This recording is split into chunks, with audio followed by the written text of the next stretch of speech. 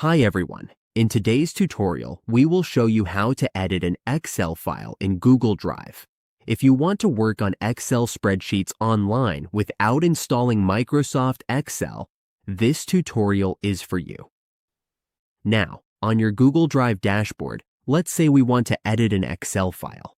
The first thing we need to do is upload the Excel file so we have something to work with. Just click New, then click File Upload.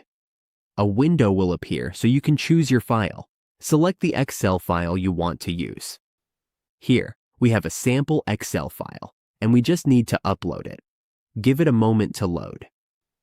As you can see, it is now uploaded. Once it is uploaded, all we need to do is open this Excel file so we can edit it in Google Sheets. Now the file is ready. All we need to do is start editing.